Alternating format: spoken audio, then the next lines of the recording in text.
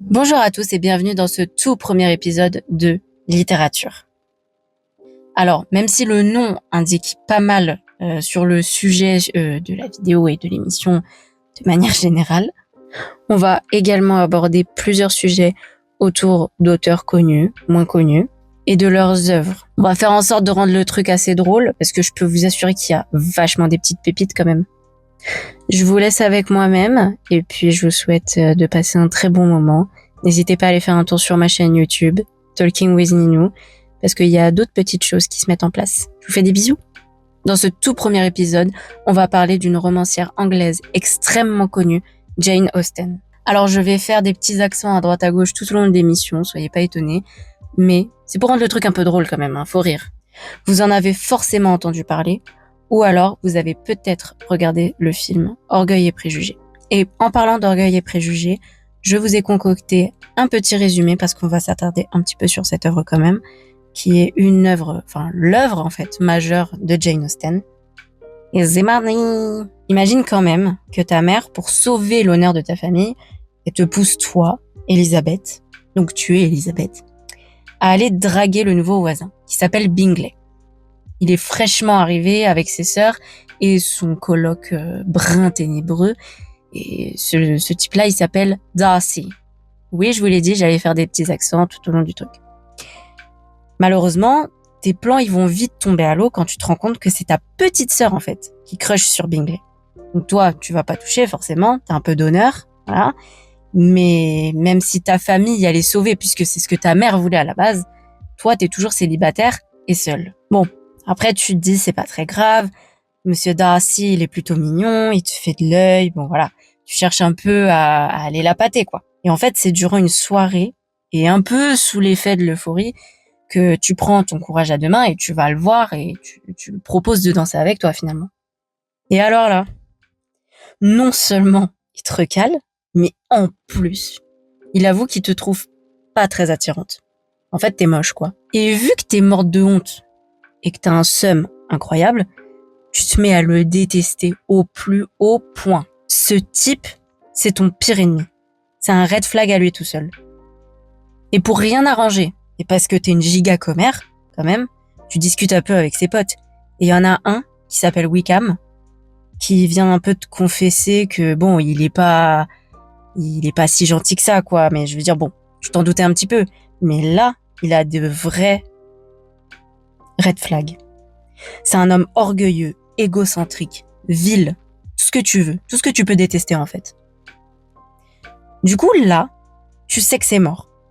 Et que, en fait, il y a rien qui pourra faire en sorte que tu puisses aimer ce gars. C'est juste pas possible en fait. Bon, du coup, entre-temps, tu refais ta vie, voilà, tu rencontres un autre homme. Ça dure pas tellement, c'était qu'un petit flirt.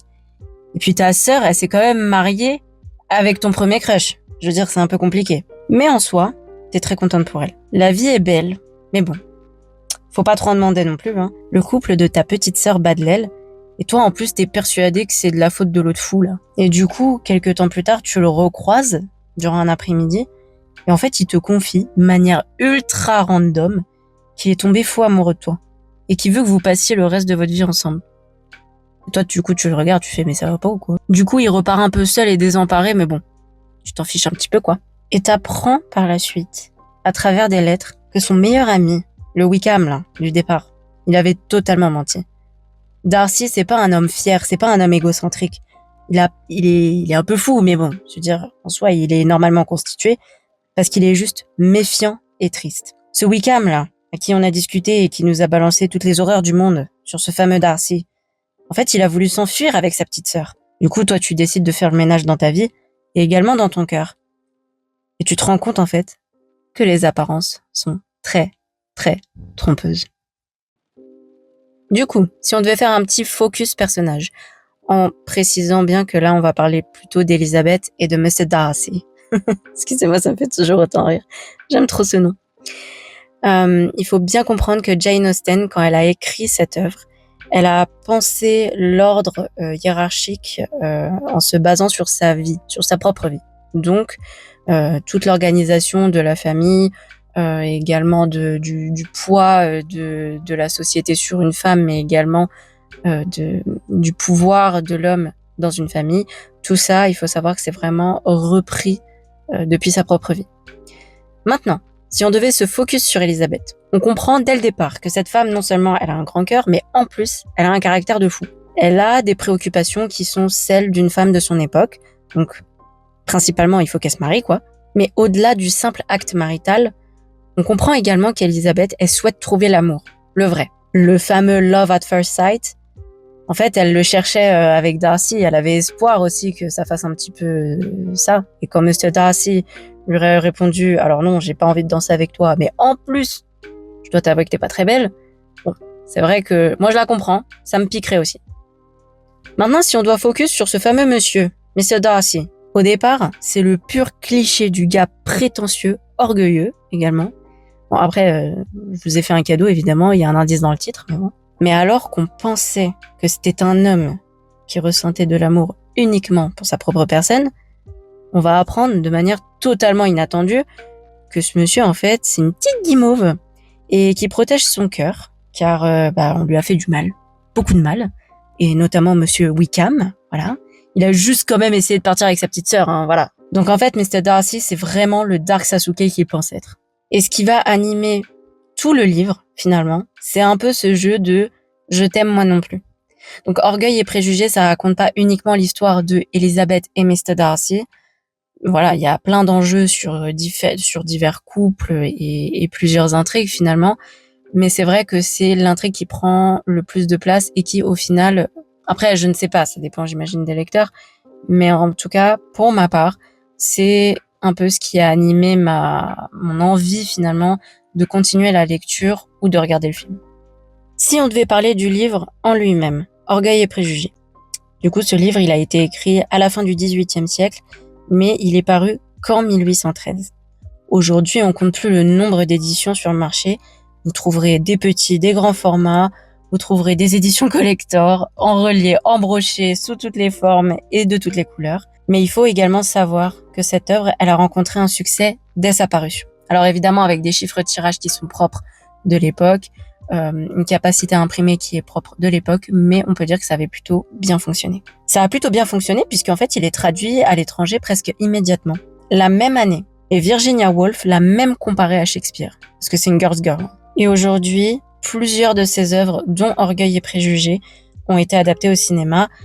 Et soit dit entre nous, dans le film de 2005, l'acteur qui joue Mr. Darcy, il était pas ouf. Mais finalement, pourquoi cet intérêt pour cette autrice ? Au-delà du fait que ça raconte une ou plusieurs histoires d'amour, ce qui plaît à cette époque, puisque la société faisait que la femme vivait au travers du prisme du mariage, si on n'était pas marié, qu'on n'avait pas de père et qu'on n'avait pas de frère, finalement on n'était rien. Mais il y a aussi la dimension comique des œuvres de Jane Austen. Et c'est ça qui donne ce petit plus et finalement tout le caractère de Jane Austen. Entre sarcasme et ironie, elle a su instaurer des tensions et des retournements de situation en jouant avec les mots et les métaphores. Et c'est ça qui nous a bien fait marrer quand même dans Orgueil et Préjugés. Je peux vous assurer que si vous lisez du Jane Austen, vous verrez une version très ancienne de La Villa des Cœurs Brisés. Maintenant, si on devait parler de Jane, elle est née en 1775, et là je parle bien de Jane Austen, attention. Elle est née en 1775, dans le Hampshire, en Angleterre, et elle est décédée en 1817 à Winchester. Toujours en Angleterre, pour les nuls en géo. Elle est très vite placée en dehors de son foyer, donc d'abord chez une nourrice. Donc là, on comprend qu'au final, c'est juste après sa naissance qu'elle est placée chez sa nourrice, puis dans un pensionnat avec ses frères. Elle revient ensuite chez elle à l'âge de 7 ans, puis rebelote, elle est renvoyée dans un pensionnat pour filles avec sa sœur. Lorsqu'elle revient chez elle, elle a déjà 11 ans. Je trouve ça énorme quand même pour une jeune fille. Bon, après, c'était sûrement l'époque, mais je trouve ça assez énorme quand même de se dire que finalement, avant 11 ans, t'as pas réellement vécu chez tes parents. Ou du moins qu'on te baladait à droite à gauche, quoi. Et en fait, c'est chez ses parents qu'elle va découvrir son amour pour les lettres. Elle va parcourir les ouvrages de la bibliothèque de son petit papounet. Et ce dernier, n'étant visiblement pas un homme de son temps, mais bon, visible plus du siècle d'après, voire encore d'après, puisque en fait, il va la soutenir dans sa créativité. Il va la soutenir lorsqu'elle va commencer à écrire. Il trouve que c'est une enfant qui déborde de créativité, et ça, c'est plutôt rare. Elle écrit très souvent. Elle lit également ce qu'elle écrit à sa famille, mais également devant les invités. Petite précision également, elle est assez proche de ses frères et sœurs. Et si je devais également raconter une petite anecdote très drôle sur cette madame, Jane Austen, c'est l'une des plus grandes romancières anglaises. Elle a écrit principalement sur des sujets qui tournent autour de l'amour et en fait quasiment que des œuvres à l'eau de rose finalement. Bon, pas que, mais c'est vrai que c'est un thème qui prend énormément de place. Mais maintenant, si je vous disais qu'elle a été célibataire toute sa vie. Moi, je sais pas vous, mais ça me fait très rire. L'une des plus grandes romancières du monde n'a peut-être jamais connu son Darcy, ou du moins pas officiellement. Si ce petit point littérature t'a plu, n'hésite pas à me le dire dans les commentaires, mais également à aller me suivre sur mes autres réseaux, TikTok, Instagram et bien évidemment YouTube. C'est pareil partout. Talking with Ninou. Je vous fais de très très gros bisous et je vous dis à la prochaine. N'hésitez pas également à me dire si vous voulez que je traite d'autres sujets en particulier ou un auteur en particulier. Je vous fais des gros bisous!